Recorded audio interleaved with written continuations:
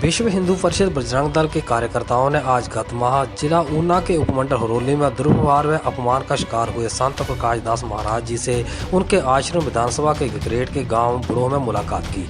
उदासीन अखाड़े से संबंध रखने वाले संत प्रकाश दास जी महाराज इस घटना व प्रशासन के उदासीन रवैये के कारण बहुत आहत हैं। महाराज गत माह से ही आमरण अनशन पर बैठे हैं, परंतु प्रशासन ने दोषियों पर अभी तक कोई कार्रवाई नहीं की है। बता दें कि पिछले माह हरोली के अंतर्गत आते ठाकरा गांव में संत प्रकाश दास जी भ्रमण करते हुए उस गांव में रुके थे, जहां कुछ लोगों ने उनसे दुर्व्यवहार किया और उनको रात में ही वहां से निकल जाने के लिए कहा था, जिसकी शिकायत एसपी ऊना अरिजीत सिंह ठाकुर को डीसी राघव शर्मा के माध्यम से दी गई थी, परंतु 1 महीना बीत जाने के बाद भी उस पर कोई कार्रवाई नहीं हुई, जिससे संत समाज में और बजरंग दल में रोष पाया जा रहा है।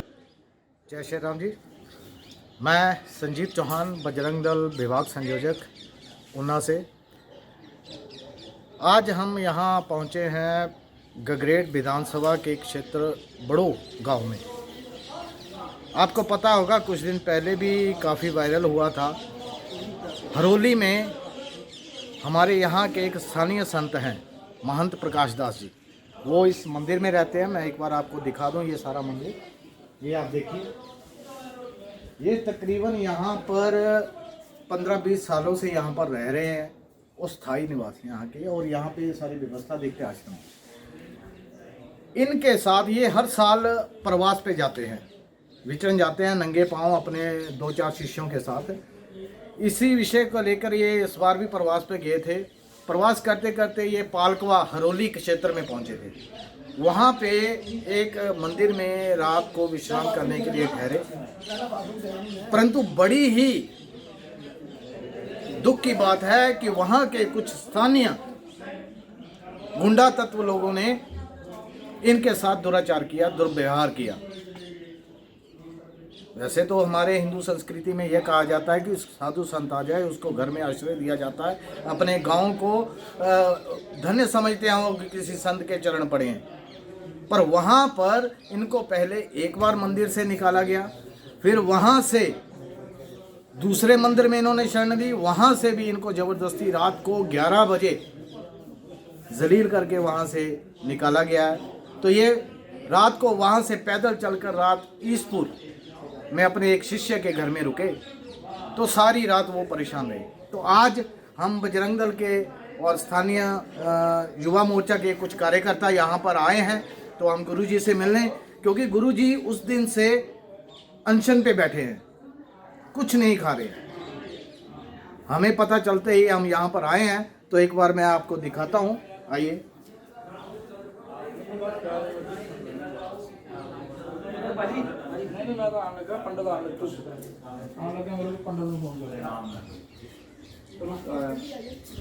ये मंदिर है, मंदिर में हमारे पूज्य संत प्रकाश दास जी महाराज बैठे हुए हैं, तो एक बार अंदर जाके बात करते हैं कि उनके साथ क्या बात हुई।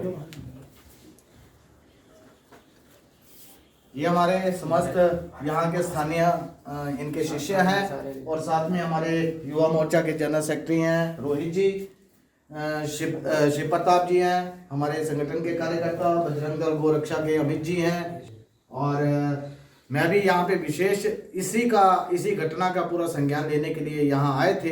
परंतु यहाँ आकर हमें भी बहुत ये दुख हो रहा है कि हमारी पवित्र ये प्रदेश जो है, शांत प्रिय प्रदेश हिमाचल प्रदेश, देवभूमि जिसे कहा जाता है, यहाँ पर साधु संतों के साथ दुर्व्यवहार होना ये कहाँ तक जायज़ है।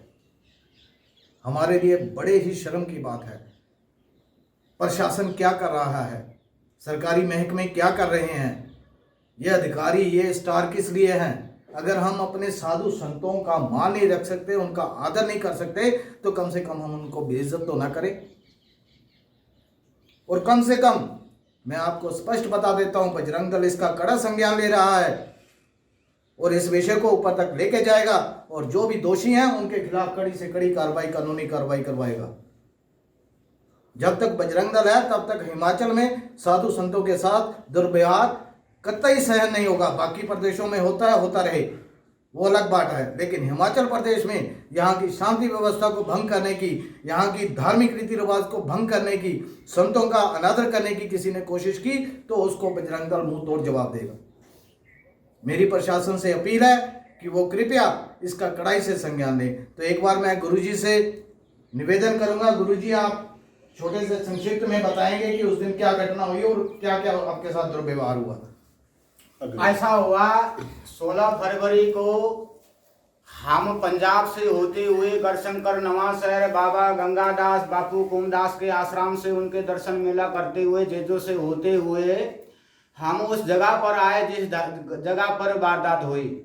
और बताते हैं पालकुआ और ठाकरे गांव के बीच में ये बात हुई है। हम 4 बजे शाम को आकर वहाँ रुकते हैं बड़े वृक्ष के नीचे। हम 5 मूर्तियाँ थे, 4 मेरे भगत थे, पजमा में था। और जो है शाम को हम रुके और रात रुकने के बाद दूसरा दिन हमारे भक्तों ने कहा हम लोग थके हैं, हम लोगों ने थोड़ा बस्तर वगैरह धो लेते हैं और आज यहाँ विश्राम कर लेते हैं, कल हम आगे यहाँ से प्रस्थान करेंगे। हमने बच्चों की बात मानकर उस दिन भी हम वहाँ रुके, लेकिन सारा दिन तो कुछ नहीं हुआ। शाम को आकर हमारे 7 बजे ऐसा हमला हुआ। 30-40 बंदे लेकर लंबरदार जी आते हैं, हमें बताते हैं कि पालकुआ से शिकायत आई है और गांव वाले को ऑब्जेक्शन है और आप इसी टाइम पर बोरी बिस्तरा उठाकर जाओ, यहाँ से भागो। और मेरे को लंबरदार कहते हैं। उसके कहने से हम वहाँ से 7-7:30 बजे लमसम 8 बज रहे थे और हम लोगों ने वहाँ से झोले चिमटा उठाकर 5 आदमी के साथ हम लोग आगे चले। और उस कुछ दूरी पर कुछ लोगों ने कहा कि यहाँ बाबा बालकनाथ का मंदिर है, बाबा जी यहाँ पर रात रुक जाओ, सवेरे यहाँ से आगे हो जाना। उनके कहने से, उनके मानने से हमने भी सोचा वाजिब है, रात का समय है, हम लोग कहाँ जाएंगे और सफ़र बड़ा लंबा है, चलो कोई बात नहीं। हम उस बाबा बालकनाथ के मंदिर में हमने रुकने की प्रयास किया। उतनी देर में हमारे हरोली से पुलिस थाना के प्रभारी जो थे गश्त करते हुए उनके वो दूसरे पार्टी की फ़ोन करने से वहाँ वो लोग आए और उन्होंने आकर हमें देखा। हम वहाँ जगह छोड़कर आगे निकल चुके थे और वो पुलिस वालों ने भी एक बारी दूसरी पार्टी को नहीं पूछा कि 8:30 बजे रात को बड़े वृक्ष के नीचे से उठाने का क्या कारण है। एक बारी भी उन्होंने नहीं पूछा, ना हमारे को सुरक्षित की। उल्टा वो हमें डरा रहे हैं, यहाँ बाघ रहते हैं, भालू रहते हैं, बाबा जी कैसे रहेंगे। उनको भी टेंशन नहीं था हमारी। और रात को वो जाने के बाद कम से कम 8:30 और 8:30 के बीच में पुलिस की गाड़ी आई। हमारे भक्तों के साथ बातचीत हुई, मेरे साथ तो कोई बातचीत नहीं हुई, लेकिन हमारे भक्तों के साथ बातचीत हुई। उन्होंने हमारी कोई देख रेख नहीं की। अगर हम गलती थी हमारी, हम अपराधी थे, हमें उठा कर ले जाते थाने में, हमें सवेरे हमारे भक्त लोग छुड़ा लेते, हम सेफ तो रहते, लेकिन ऐसा भी उन्होंने नहीं किया। और पाल घर में जैसे हुआ ऐसे उन्होंने हमें छोड़ दिया। क्या किया? छोड़ दिया। पुलिस वालों ने भी आप ही न बैठे रहो। वो उनकी गाड़ी गई और कम से कम 2 घंटे के बाद लमसम 10-10:30 के समय था और 3-4 गाड़ियां लेकर 20-25 आदमी डंडे और लाठियां लेकर तरह तरह के बातें करते हुए हमें उल्टा सीधा बोलते हुए आए। कहा फिर आपने यहाँ डेरे लगा ली, वहाँ से आए यहाँ डेरे लगा ली, आप यहाँ क्यों रुके, किसके लिए रुके, किसको पूछकर रुके। हालांकि मंदिर है, वो सराह है, वो मंदिर बोले इसीलिए बनाए जाते हैं, गुरुद्वारे इसीलिए बनाए जाते हैं। राही हो, अतिथि हो, संत हो, भूला भटका हो, कोई रात तो कटे, साधु के लिए किसी ने बनाकर रखा है मकान जो हम किसी के घर में जाकर रुके। लेकिन हमारे साथ 10:30 बजे आकर इस तरह की व्यवहार किया। इनके मोबाइल जब्त कर लिए। सबसे पहले उन्होंने मोबाइल जब्त की और मोबाइल जब्त करने के बाद आधार कार्ड पहचान पत्र लेकर रख ली और बैग छीनने लगे। तलाशी लो, इनकी तलाशी लो, वो इसके क्या किधर क्या करने से इसका बैग फाड़ा हुआ है, वो उधर है। लेकिन देखो इनसे भी ले लो कुछ बहन। हमारे बैग जो है ना, बैग छीन कर उनमें हमारे जी को कोई राही देते थे दक्षिणा वगैरह, उसमें कम से कम 2,000-2,500 रुपया था। वो भी लेकर भाग गया और बैग अभी भी फटे पे हमारे पास। तो आप देख सकते हैं कि इतनी बड़ी ये घटना यहाँ पे हमारे जिला ऊना में हुई है। और रात को 10:30 उसके बाद 10:30 बजे रात को 10:30 बजे हमें वहां से निकाला और उन्होंने धमकी भी दिया, जैसे पाल घर में हुआ ऐसे हो जाएगी, अगर यहाँ से जाना तो जाओ, नहीं तो हाथ धोकर अपने सेठ की, हमें ऐसा बोला उन्होंने, आपके सेठ के लिए ठीक रहेगा। आतंकवादी बनाया, हम आतंकवादी बनाया हम लोगों को, और शराबी कराबी बताया। और उन्होंने ये भी कहा कि हरौली सवेरे होते तक हरौली में दिखोगे तो हम गोली मार देंगे। और हमारे पीछे 13 किलोमीटर गाड़ियां लगाई उन्होंने, मोटरसाइकिल लगाए, जगह जगह पर मोड़ मोड़ पे खड़ा करके एक दूसरे को बताते हैं कहाँ पहुंचे कहाँ पहुंचे कहाँ पहुंचे। हम इनसे पूछना चाहते हैं, इन अपराधियों से पूछना चाहते हैं, हम पूछेंगे जरूर इनको, ये हमारी संदेश है उनको, क्योंकि वो बोलते हैं कि हमारा फोन ऊपर से आया। इनको पूछना, पाकिस्तान से आया तुम्हें फोन कि जर्मन जापान से आया फोन कि तुम्हें चाइना से फोन आया? उनको पूछना पड़ेगा ना, किसका फोन आया तेरे को शिमला से मेरे लिए, मेरे को उठाने के लिए किसको फोन आया? तो प्रधान क्या बोलता है, मैंने 10:30 बजे प्रधान को बोला, यार तू हमें निकाल रहा है तो रात को हमें शराबी कबाबी मिलेंगे, हमें कुछ सुरक्षित दे। बोलता हम क्या करें, हमारे रिकॉर्डिंग में उसकी शब्द है, सब कुछ है। और हम लोग चल, मैं तो कोई बात नहीं, मेरे को समझ लो मैं बाहर ला हूँ, पखंडी हूँ, मैं साधु नहीं हूँ। और ये 4 आदमी लोकल थे मेरे भक्त, सियाने बाल बच्चे वाले हैं, रजपूत लोग, जैलदार लोग हैं, खानदानी लोग हैं, बाल बच्चे वाले, इनको भी गुंडे बना दिए, इनको भी उग्रवादी बना दिए। क्या इनकी इज्जत नहीं है? तो हम ये पूछना चाहते हैं प्रशासन से भी। पुलिस ने 1 महीना हो गया, आज हम फोन कर रहे हैं तो 1 महीने में 11 तारीख को शिवरात्रि थी, 7 तारीख को मैंने फोन आता है कि जी आप थाने आओ।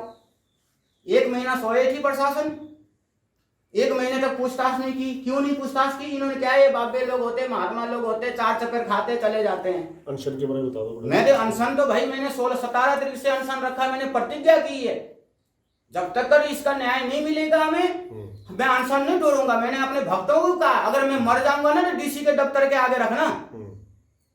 हमने इनको कहा हुआ, अगर मेरे शरीर भी छूट जाए ना तो मेरी जो है शरीर डीसी के दफ्तर के आगे रखना।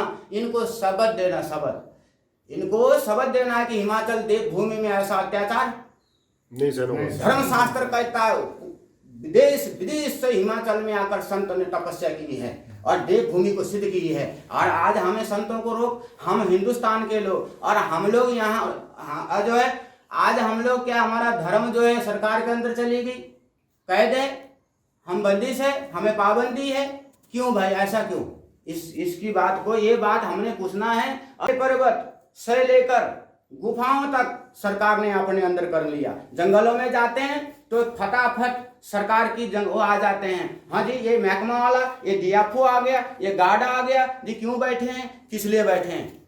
दूसरे के जमीन में जाते हैं तो वो कहते हैं कि जी हमारे जमीन में क्यों बैठ गए? हमें यहाँ भी नाकदम दी हुई है, इस जगह पर रह रहे ना, ये 10 नाम खाड़ा है, 10 नाम खाड़ा है, यहाँ भी मुझे नाकदम दिया है। मेरी कुल्ली जला दी, किसी ने सुनवाई नहीं की, किसी ने खबर नहीं ली, किसी ने पूछा नहीं। मेरी कुल्ली में कम से कम 2 लाख रुपए का नुकसान हुआ, 500 कंबल जले, किसी ने नहीं सुनाई दी, और हम परेशान हो गए। बाबा जी आप पुलिस वालों से क्या चाहते हो?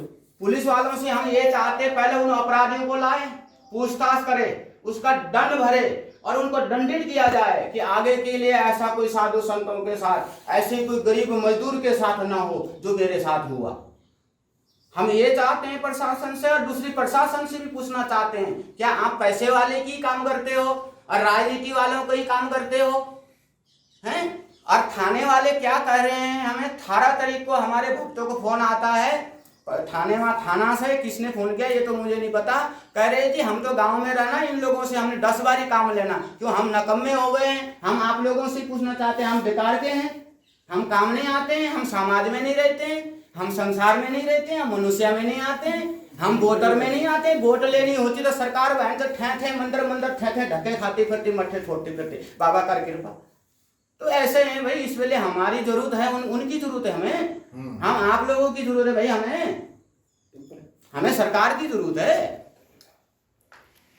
तो ये आज आपने सुना है कि ये हमारे देवभूमि हिमाचल में ये संतों के साथ ये दुर्व्यवहार, ये संत महात्मा जो समाज की भलाई के लिए अपना तन मन धन सब समर्पण कर चुके हैं, उनके साथ अपनी देवभूमि में ऐसा हो रहा है, हमारे लिए बड़ी शर्म की बात है।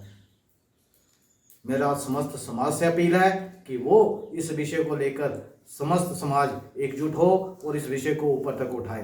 और प्रशासन से, मेरी विशेषकर प्रशासन से, पुलिस प्रशासन से विशेष अपील है कि वो कृपया इसको गंभीरता से लें। इस घटना को, ऐसी घटना दोबारा ना हो, ये सुनिश्चित करने के लिए जो दोषी हैं उन पर कड़ी से कड़ी कार्रवाई की जाए। अन्यथा अगर ये कार्रवाई नहीं होती है, अगर इस केस की सुनवाई इस ढंग से नहीं होती है, तो बजरंग दल इसके लिए आंदोलन करने के लिए बाध्य होगा। हम अपने हिमाचल प्रदेश जो राज्य है, इसमें कहीं भी किसी भी संत के साथ अनादर ना हो, अत्याचार ना हो, ऐसा हम सुनिश्चित करेंगे। ये हमारा ध्येय है। तो मेरा सबसे अपील है कि इस वीडियो को ज़्यादा से ज़्यादा शेयर करें, ताकि हर जनमानस, स्थानीय और प्रशासनिक अधिकारी तक ये वीडियो पहुंचे, उनको ये संदेश जाए कि हिमाचल प्रदेश में संतों के साथ अनादर कतई बर्दाश्त नहीं किया जाएगा। धन्यवाद। जय श्री राम। जय श्री एक फोटो मत लो। बाहर आ जाएंगे आप? नहीं, इधर लो सब। जी, बाहर लीजिए। हाँ, बाहर अंदर आनी नहीं, बाहर आ जाएगी सारी ना। एनकाउंटर न्यूज़ ऊना से सुशील पंडित की रिपोर्ट।